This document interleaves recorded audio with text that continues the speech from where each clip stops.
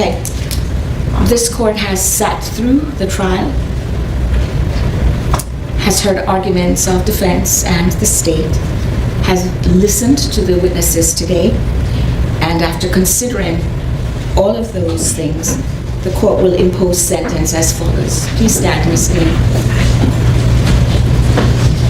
With respect to count 1, malice murder, the court will impose a sentence. Welcome back to Black Files Unlocked, where we react to real stories.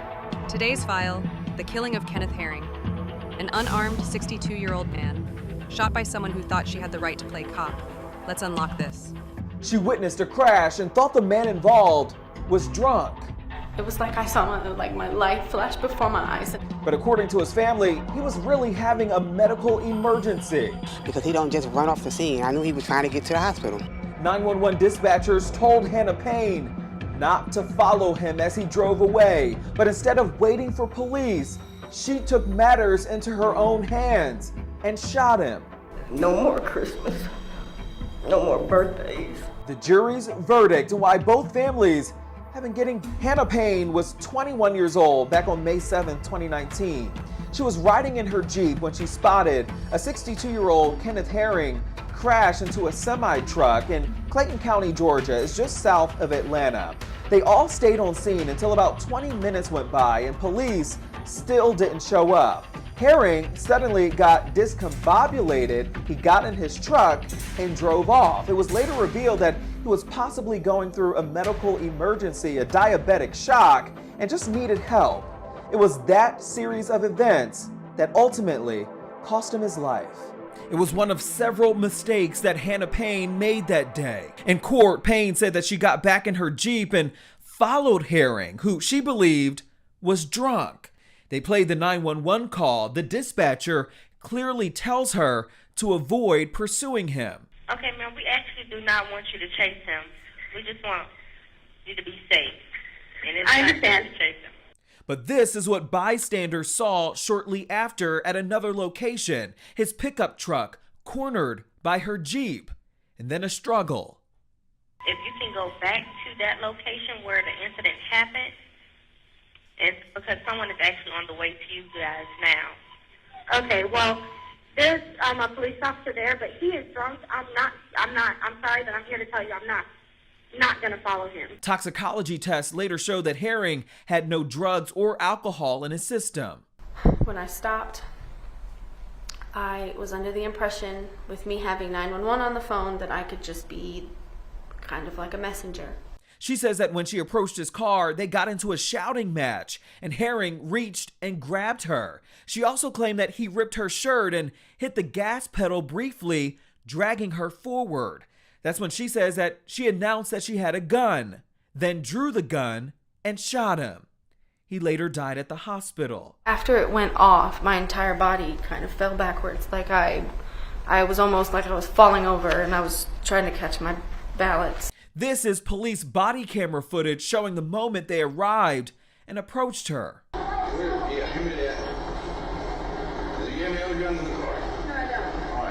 Her attorney, Matt Tucker, arguing she was a Samaritan trying to do the right thing. In her mind, she's a young individual trying to help out. But a number of eyewitnesses saw it differently. I thought she was banging at the window at first, but then I realized she was like attacking him through the window. Her arms were moving like this, get out of the car, MF her. She pulled the gun out and shot him. I could clearly see. And you are positive she was saying MF? Very positive. You wasn't saying anything else, but positive that the curse word you heard was MF. Yeah. This isn't a cop story. Maybe she wanted to be. So, did she think that was her way in?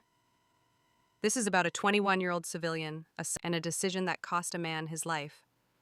I just watched the footage and the court clips, and I'm stunned. Let's talk about the case of Hanna Payne and how trying to be a so-called hero turned deadly. Now, can you explain what happened as you turned off of Atlanta South Parkway onto Forest Parkway on May 7, 2019? I was getting off work. As I was approaching Forest Parkway, I was making a left off Atlanta South Parkway. As I was making my left and getting into the far right lane, Miss Hanna was coming up Forest Parkway. She was coming from the end off of Highway 85, and she almost ran me off the road. She was speeding. She was going very fast. When she almost ran me off the road, my coworker actually called me and was like, that car almost ran you off the road. And I said, yeah, she's probably going to cause an accident. So I proceeded up Forest Parkway. She was weaving in and out of traffic. Once I got towards Riverdale Road, I saw Miss Payne had caused the accident. Now, when you say she was weaving in and out of traffic, were you the only car that she almost ran off the road? The right lane really didn't even have any cars in that lane, but she was still going like left, right, making other cars hit their brakes. And once you saw the defendant's vehicle cornering the other vehicle, what did you, if anything, did you see her do? I saw her at the driver's side door of the vehicle, yelling obscenities for the man to get out the car. It looks like she was trying to fight him through the window. And what was her demeanor at this time? Very aggressive. Very aggressive. And what made you kind of stop at that time? Because she was yelling, get out of the car, MFer, like banging at him like this, like get out of the car. So it was the big scene. Now, do you recall if the victim's window was up or down at that time? I want to say his window was down. I can't recall if it was all the way down, but it was down. And she was like trying to fight him through the window. And when you say she was trying to fight him through the window, what did you actually see? I just saw her hands moving, get out of the car, motherfucker, doing all this. I never saw anyone's hands come out of the window, per se, but I did see her at the window. And could you see anything that the victim was doing inside of the vehicle at that time? I couldn't see anything he was doing inside the vehicle. I never saw his hands come out of the vehicle from where I was. Now, after you observed her hands moving and telling the victim to get out of the vehicle, what, if anything else, did you see? Her pull a gun. After she pulled the gun, she shot him and she said, now you need an ambulance. Now, when she pulled the gun, when did you hear the shot? Immediately.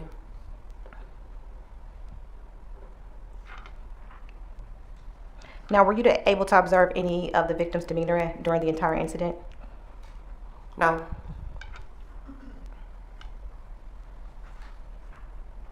And do you see the person who shot the victim in the courtroom today? I do.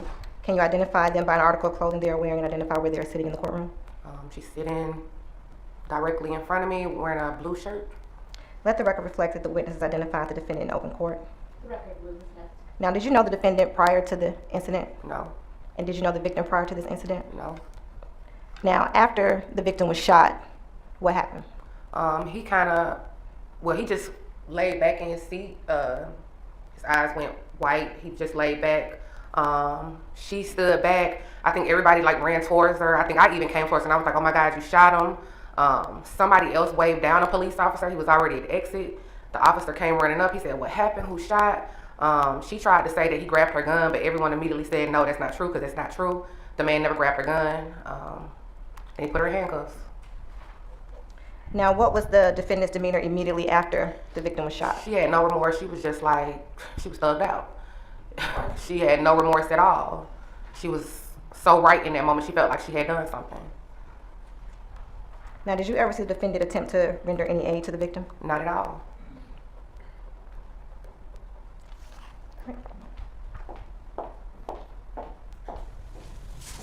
This happened back in 2019. Hanna Payne is 21 years old, not a police officer.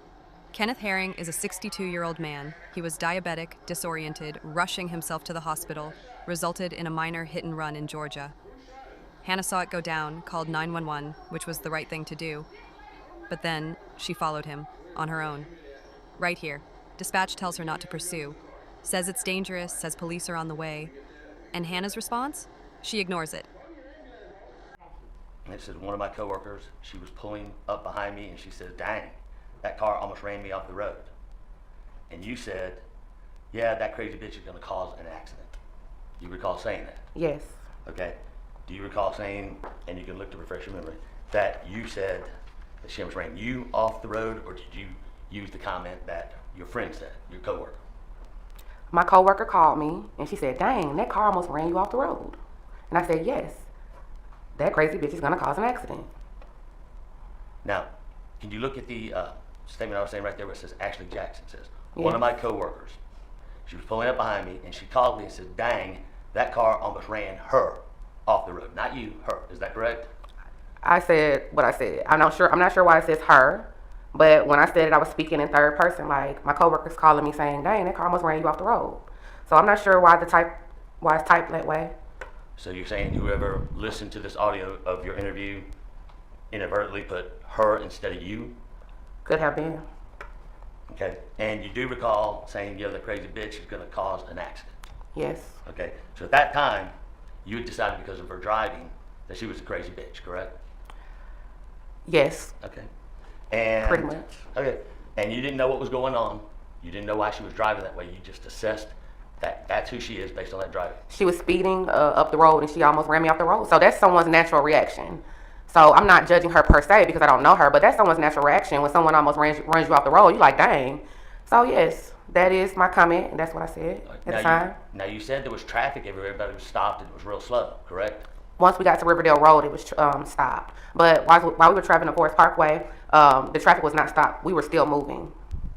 Okay. So it's fair to say that there were still cars moving and that cars could go around that accident either to the right or to the left, correct? On Forest Parkway? Yes, ma'am. Once you got to Riverdale Road, you really couldn't go because there was traffic, so you had to wait. So how is she weaving in and out and going past you if it was traffic stopped right up there? So Atlanta South Parkway and Riverdale Road are a little ways from each other. So she was weaving through traffic going up Forest Parkway. Once we got to Riverdale Road, that's when traffic was stopped. Question. Could you show me? Is it possible for somebody to have gone up on that sidewalk and drove around the accident? Whether you would do it or not, was it possible? I'm not sure. Okay. And you said those two cars pulled over there? Those two cars one or two cars over here. I pulled my car out at an angle so I could see. And that would be at the kind of the top of the area? Kind of where I circled it over here. That's where I pulled my car over in that area. But on this, you're saying that they're turning right going upward, correct? Following that flow of the diagram. What are you asking? If I may approach you. According to your statement, you're saying they're coming this way, going this way, correct? That's where the accident happened. Okay, so they're going this way. And you say you pull over here at the median.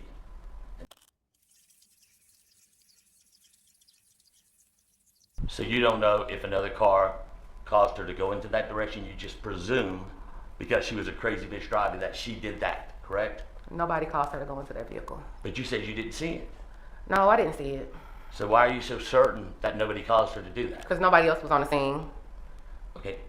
Nobody else was in an accident. Nobody else was in an accident. All right, so you're saying that the red truck hit her car? It's not what I'm saying. Okay, what are you saying? She was, listen, I don't know how they collided, so I never said anything about that. So I don't want to answer any questions about that because I never said how they collided. When I got to Riverdale Road, that was the scene.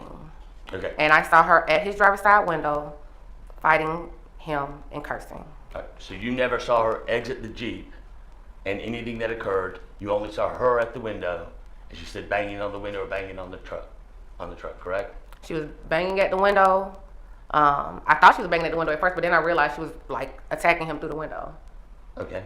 And you said attacking him from the window. So the angle you have, if she's at the window, you can't see who's inside the truck, correct? Is that fair to say? No, I could clearly see. You could clearly see who's in the window at the angle you were at. I could clearly see. And you were in the driver's side of the vehicle that you pulled over in that meeting, correct? Correct. Okay, and from that angle, with her standing at the window, you could see who was in the vehicle and what was going on. I could see her at the vehicle. Her arms were moving like this. Get out of the car, MF her. She pulled the gun out and shot him. I could clearly see. And you were positive she was saying MF? Very positive. It wasn't saying anything else, but positive that the curse word you heard was MF? Yes, she was saying get out of the car, and then she shot him, and then she said, now you need an ambulance. And you said that she shot him. How did she shoot him? Did you see the shot? I saw her pull out the gun and shoot him. So she pulled out a gun and pow, shot him? Yes, in the midst of the situation she had going on, she pulled out the gun and shot him. Okay, and she pulled out the gun. Was she outside the vehicle when she pulled out the gun? Yes, she was at his driver's side door. And then she shot outside the gun, outside the car or the truck? Yeah. Okay. Yes. So your testimony is that you pull up to the median, stop, from that angle, 2 cars are in front of you that move out of your way. So Those cars never moved out of my way. I pulled my car out to the side, like I said, to get a better view so I could record.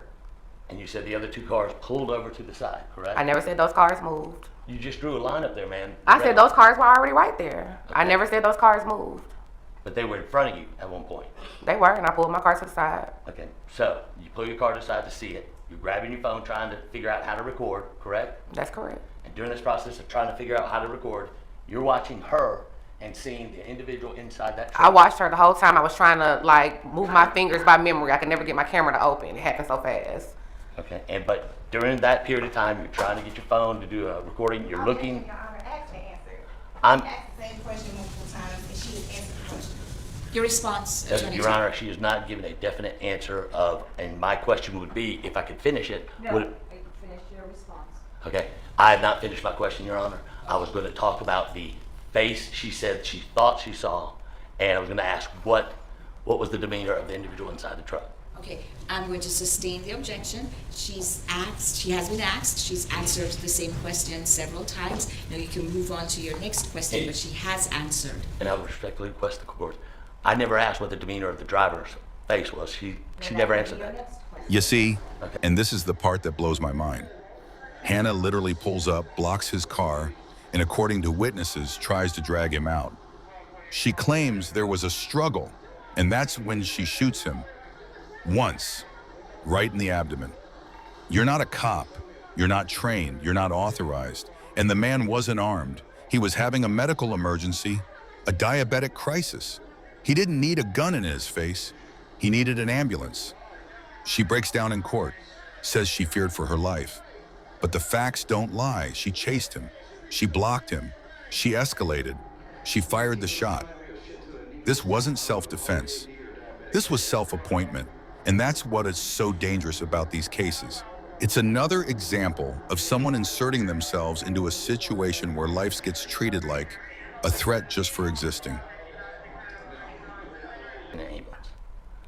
I never saw her call 911 for an ambulance. When she shot him, she said, "Now you need an ambulance." Okay, and so after she shot him, you said she walked away and did not pick up a phone? She never walked away. Okay, did she pick up a phone? I don't recall her picking up a phone. And And I never said that in my statement. Ma'am, I'm asking you from your memory and seeing what you... I don't recall her walking away and picking up a phone. Okay, do you recall her calling or talking or overhearing her say... I do not recall her picking up a phone to call an ambulance. So it's fair to say that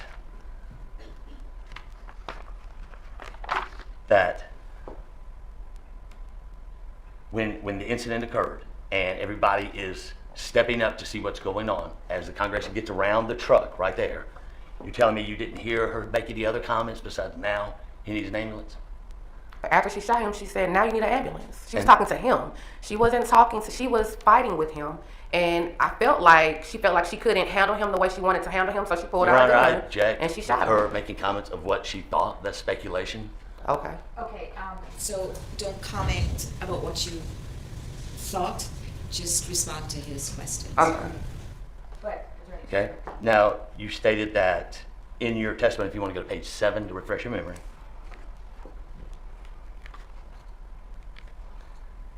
And if you look below where Detective Chapman says, Okay. Your comments were, she said nothing. The police officer finally came from the exit.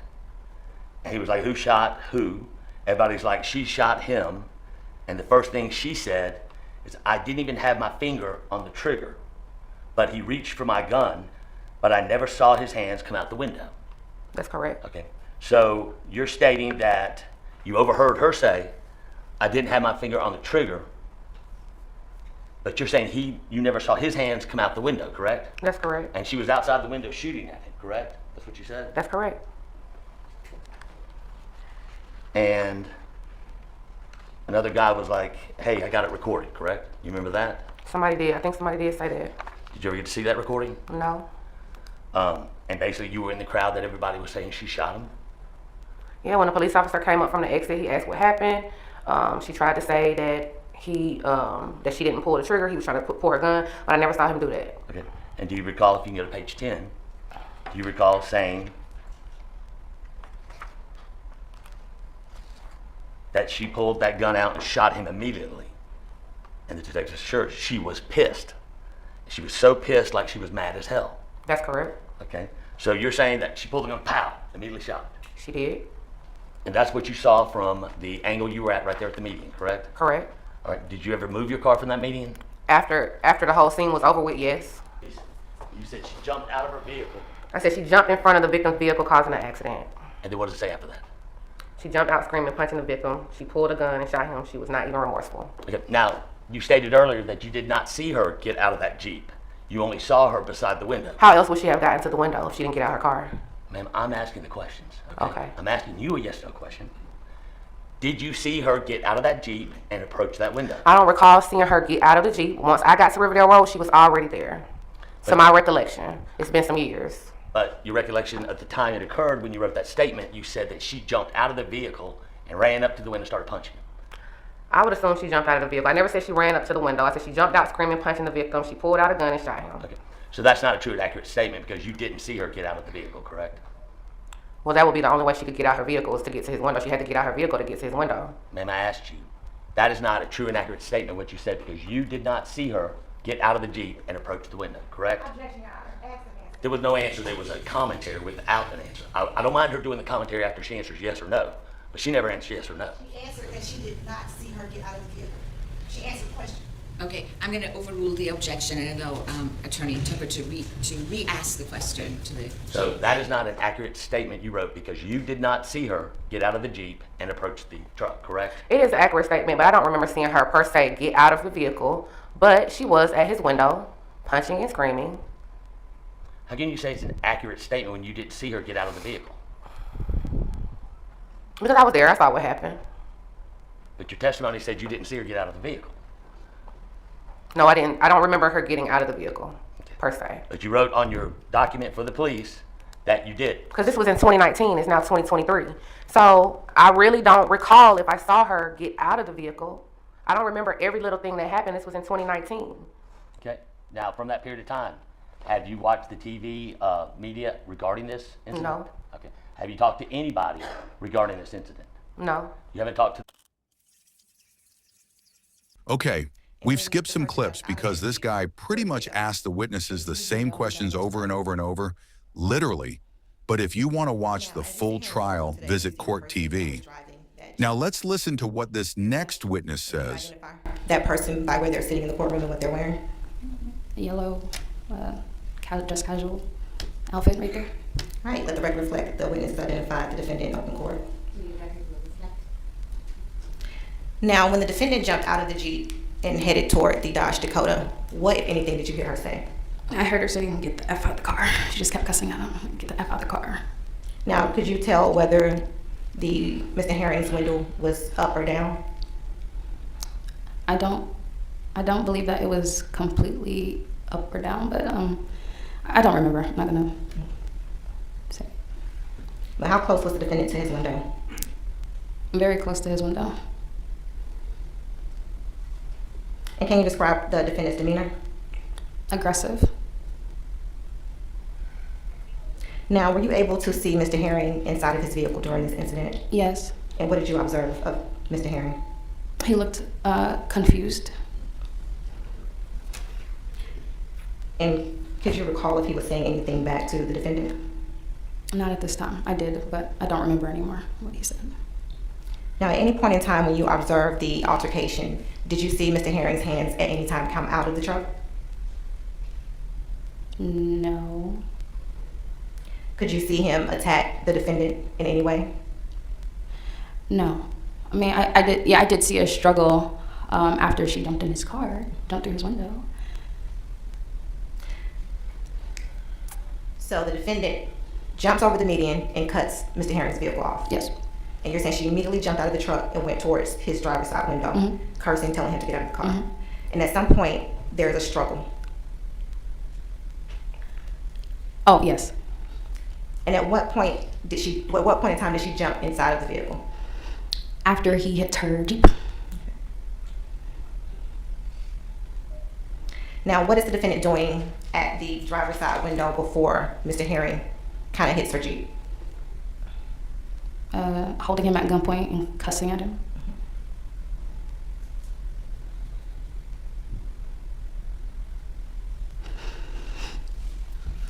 Now, when did you observe the defendant take out the gun and point it at Mr.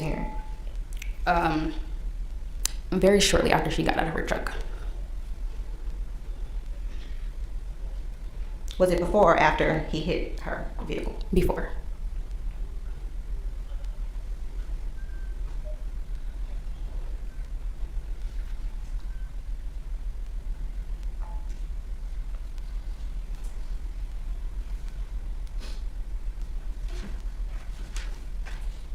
Now, did you observe the defendant actually shoot Mr. Herring? No. You had pulled your car up prior to that? Yes. Now, you made a 911 call during this incident, correct? Yes. I'm going to show you what has been previously marked as Exhibit 6. Do you recognize it? I did it without objection. All right, permission to publish, Your Honor? Yes.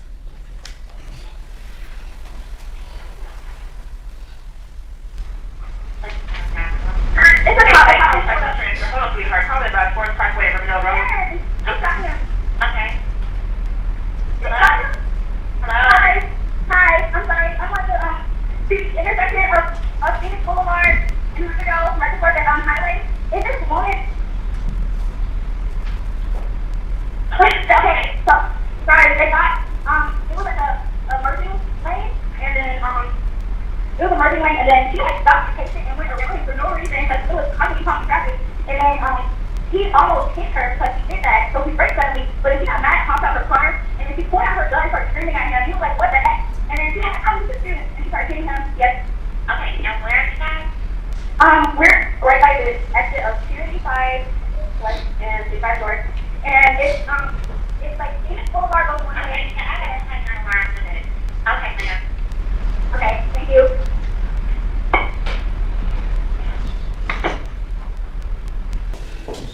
You may proceed, Attorney Tucker. Go ahead. All right. So, as you were referring back to your statement, Yes.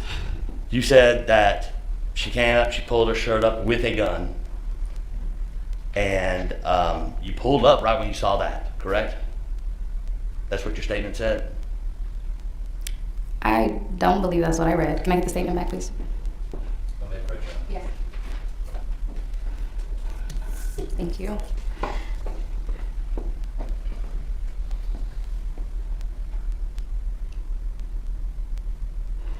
Okay, what was your question? Okay, you stated that. You said that you saw her come out screaming. She started hitting him and then you pulled up. So you said you saw her immediately get out of the car, pull a gun, started hitting him, and then you pulled up, correct? Yes. Okay, so if you pulled up, how could you see anything else occur? According to your statement you wrote then. Yes. So how could you see anything else go on once you pulled up? I did not. Okay, and in your statement here, you didn't say anything about her jumping in the window, correct? I did not. But you said you pulled up about a foot in front of the car, correct?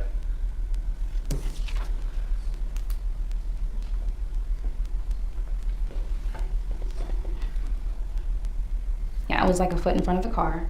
So how could you have pulled up and been like a foot in front of the car? Were you in front of the car, to the side of the car? I was to the side of the car. Okay. Go ahead. No, I'm sorry. I was very shaken that day. I wanted to be as detailed as possible, but my thoughts were jumbled. So this is not exactly in chronological order here. Okay, but you said you were jumbled and you were trying to be as specific as you could, correct? Yes, and I wanted to write more, but there was not a lot of space. So I put to what I thought was necessary at the time. So your statement here today is when they handed you paper to write, that you felt you had to keep it as short as that paper? Or the lines given? Yes. What's on the back of that paper you wrote? Nothing. Could you have written on the back of the paper? Possibly, yes. Yes. And because you were jumbled, and you were saying you pulled up 1 foot in front of the vehicle, that may not have been accurate because you were a little bit jumbled and trying to be precise, right?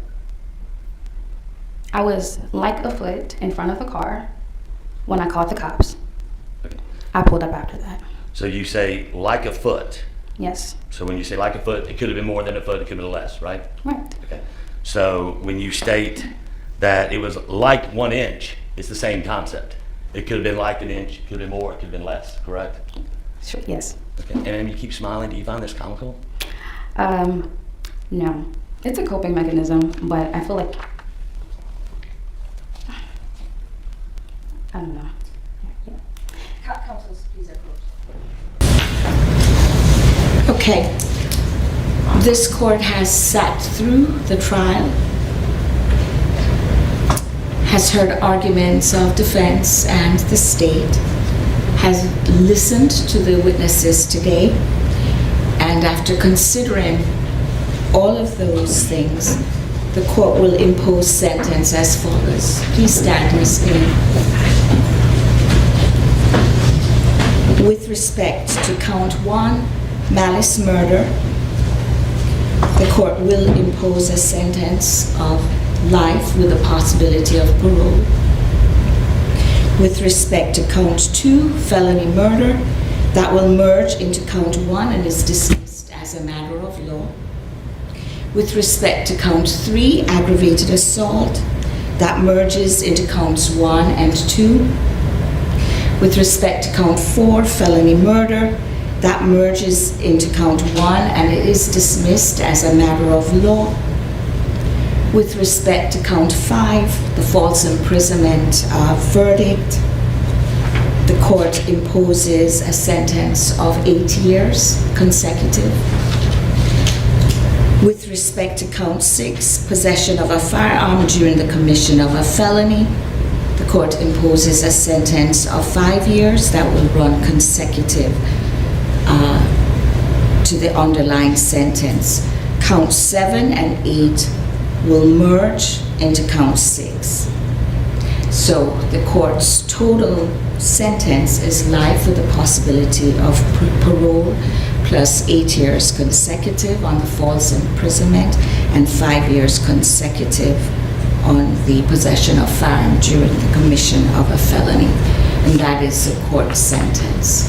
So I'll remand you again, Ms. Payne, into the custody of the Sheriff's Department. What would have happened if the roles were reversed? If Kenneth Herring was the shooter and Hanna Payne was the victim, chasing and shooting her?